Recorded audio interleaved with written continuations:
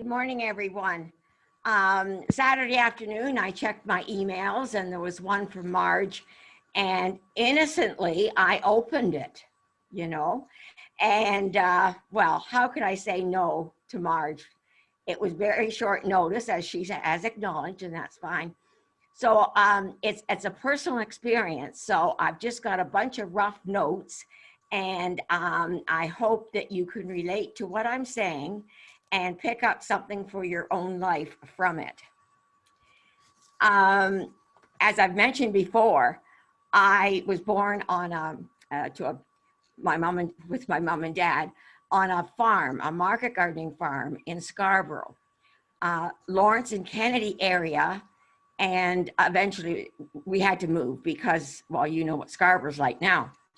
And that could be another whole talk, living there. I'm the eldest of 4 children, and the next child is 4 years younger than me. So I was often with our play, the mother of the play or the teacher of the play because I was older. And I thought, no, I'd like to be a teacher, I think. So when I broached the older years in school and that, my dad said, no, it would cost too much money. You'll be married within 2 years after you start work. So no. And that was fine. I took the 4-year course, commercial course, and graduated after the 4 years, ready to work in an office, which I did for a total of 6 years. And that experience, of course, I've carried right through my whole life, being organized. I'm married in 64, and we both fell off our white horse. So in 79, we separated, and I started a whole new part of my life, a life that I never expected to have. And I had to return to the working world. After 11 years at home, having the children and raising them and volunteer work and everything else, they were age 7 and 10 at the time. That year before, I had worked with a friend as a volunteer in her kindergarten class. And I loved it. I just loved being with her, of course, but seeing how she interacted with the children and just being with the children. And from that, I found in the spring that they were looking for a teaching assistant for a class of developmentally delayed children. So I went to the principal, knowing that I had to find work of some sort, and I told him my background, and he said, yes, you can have the job. That's how easy it was back in 79. You can have the job. Great, we'd love to have you. Well, then I proceeded to list all the reasons that he shouldn't hire me. But he said, no, I've seen you work with a teacher. I've seen you work with the children and with the parents. And of course, you interact with the rest of the staff. So no, I think you'll fit right in, and you'll learn as you go. And they had a new teacher starting right from Teachers College. And he says, she doesn't know much hands-on about kids. So great. Now, I say developmentally delayed. The class was called the class for the TR, trainable retarded. Now, at this point in the world, you don't use those words. But interestingly, that explained the type of child and their needs that I worked with. You could train them to do something, but it had to be very, very direct and not too many variations. One little girl, we got her collating stuff from the office because she was capable of doing it. So she, just 2 or 3 sheets, and away she went. We checked and she was fine. But one day we took out all but 2 or 3 or 4, whatever, of the staples. She was stumped. She had no idea, and yet she'd done it. She had no idea what to do. So that meant a teachable moment. Well, you're out of staples. So showed her how to put them in, and just put a few so that she'd have to do it, put more staples in several times, and she was great. Let's see.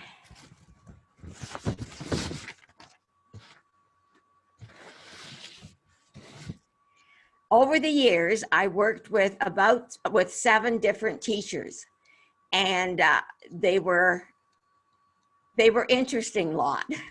Some I really, really related to and became friends with. Some not so much. When a teacher goes into special ed, it's either that they're married to it or they didn't work out in other classes, I'm sorry to say. So I did a lot of learning, a lot. I was like a sponge watching interaction with the children from my teacher and from others. My age did help, even though I was never as old as I am now, but my age did help. And with some of the children, I went gray once I was 21. I was like grandma. And I really responded to that way of relating with the children.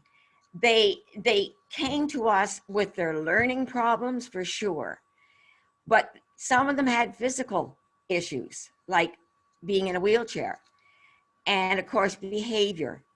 It could be part of their problem, or it could be just total frustration with life as it was for them. They learned very quickly, I can't do. And some even didn't want to try. And so you had to bring them along. Academics, if the child was ready, of course. And it was things like math, arithmetic, I should say, learning their numbers, and the days of the week, months of the year to read. Writing, of course, is a step beyond.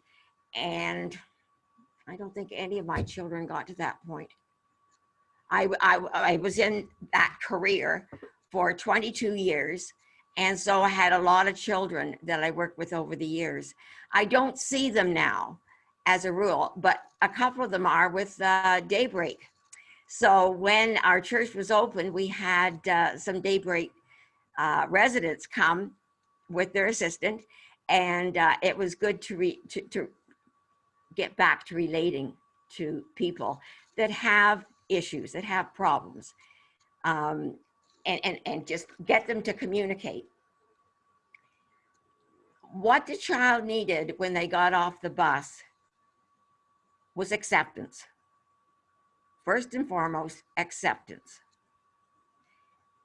I had to be attentive to their individual needs, and I found that their day had to be spent with laughter and some fun things to do.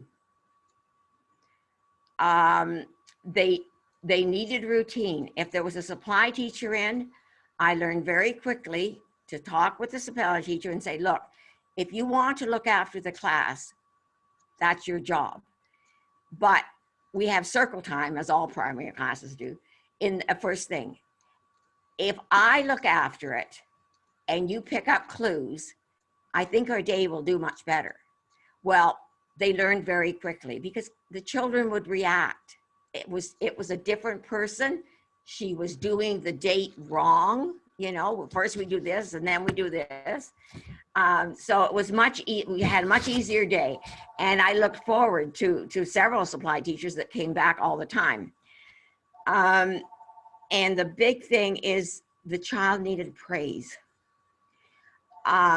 Frustration, of course, but they needed praise for what they had accomplished. We found that in a junior class I was with, an excellent teacher. She was in special ed because she wanted to be there. And those children were learning to read, like at a grade 1 level, and they were junior age.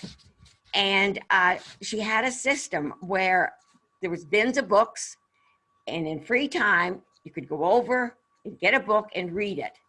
And then you printed the name on a chart of the book and your name. When you got to 10 books read, well, that was cause for celebration for everyone. Everybody stopped work. This child, she'd say, or I would say, has completed 10 books, you know. So then the child was able to pick from a bin of books.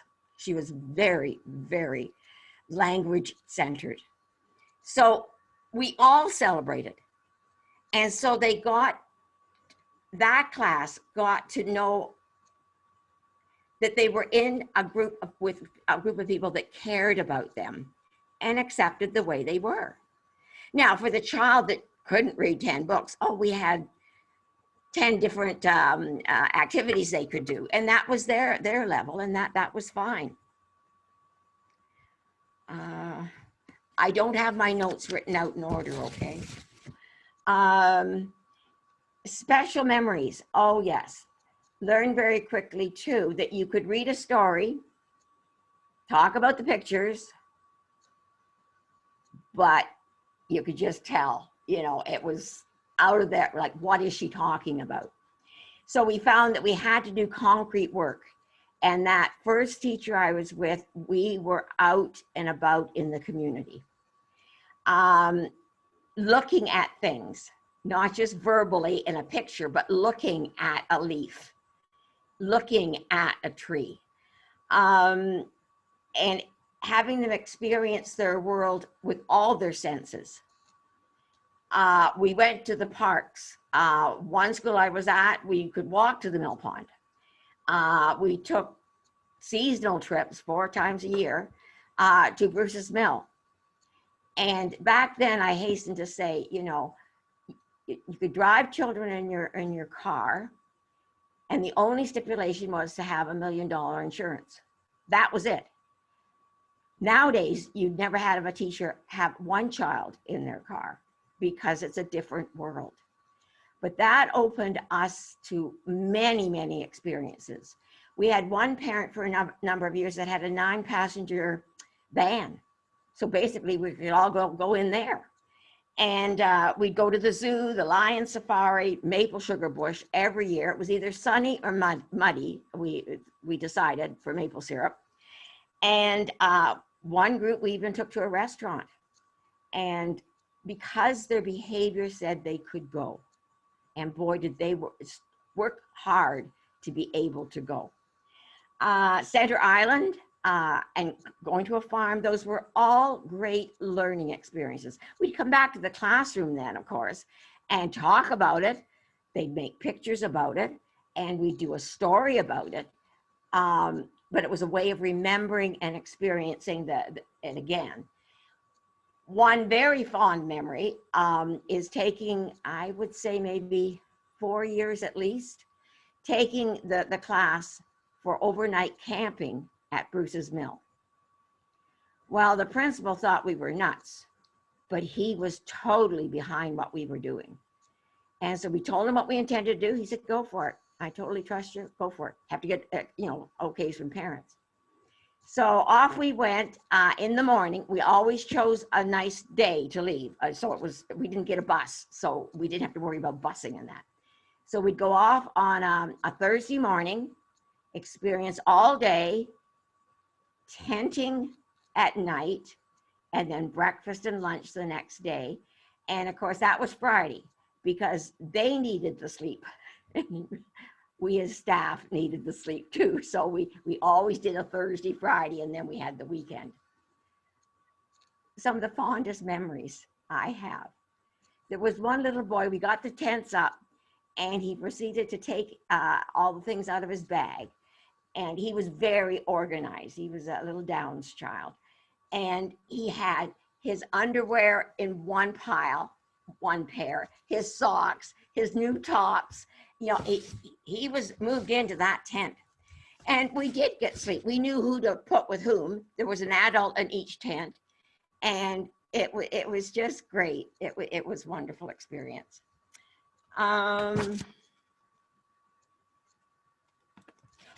Something else that we nurtured, but it was by our modeling.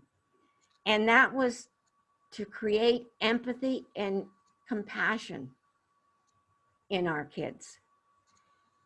They weren't always shown it. The schoolyard was the worst place for a developmentally delayed child. One of us was usually out on yard duty, but the bully, there's somebody I can pick on. There were some sad instances, but we tried to create in our class that we all have difficulties, we all work together, and we help each other.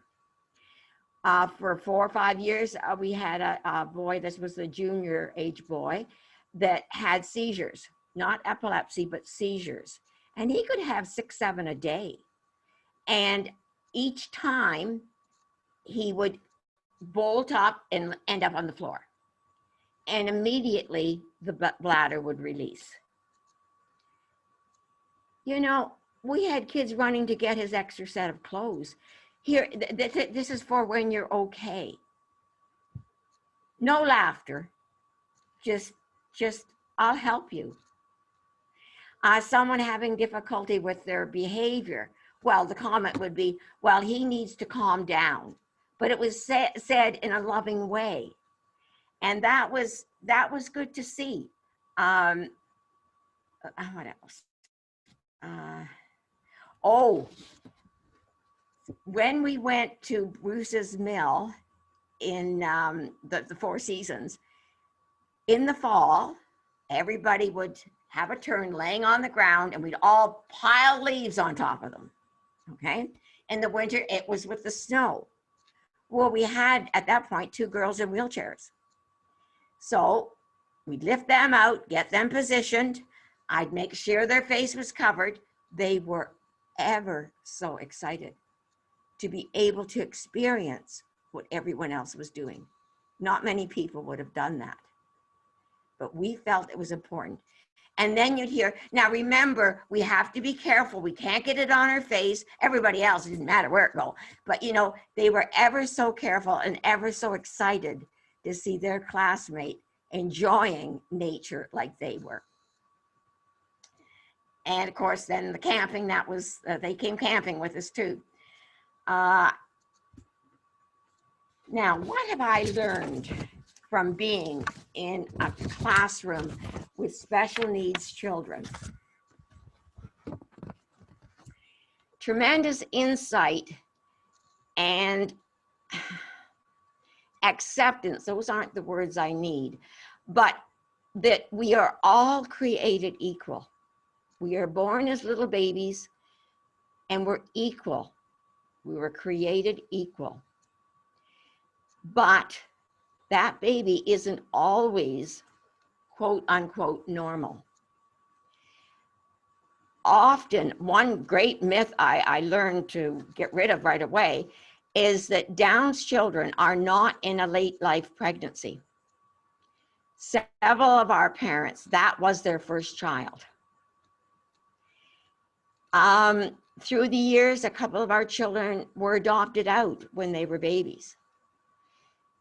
I would not condemn, I would not judge their parents. For whatever reason, they felt they could not handle a physically challenged child, mentally, whatever. Far better that that child be adopted or even fostered in a home where they could be accepted and nurtured than a parent that just was snowed under with this. And one child, the teacher I was with, knew the parents from an organization. They didn't know who she was. And she said, they're fine parents. They've got lovely children.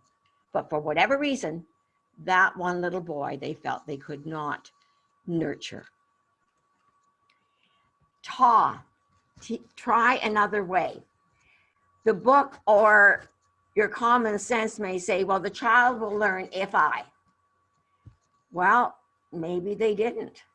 So we tell each other, try another approach, try another way. And that saved us as staff and also the laughter. You had to laugh at different things that would happen because the opposite to laughter is crying. So we would have our little laugh after school or something, but that just showed we were human and we were willing to work at whatever the child needed. Ever so grateful when I came home at night that I had two boys that did extremely well in school, both on the gifted range. And around the table, they were very interested at dinner about the children I worked with. And I actually brought them to my home for several years, another thing you don't do now, in June. And just to see where I lived and that I was normal. You know, I didn't live at the school. And the boys always wanted to meet the kids. And of course, the kids just lapped up these young men. You know, I mean, gee, this was great. And my boys, after dinner, they knew what they would do. But these children, no, they would need care. They would need direction. And in desperation, put the TV on because you can't really leave them alone. They can get into mischief. When I worked, I was 110% on when I was with children because they did wander or they'd get themselves into trouble. And my kids had friends. These kids did not have friends outside their class. One parent said, why would I want my child integrated into another class? And that's another whole talk.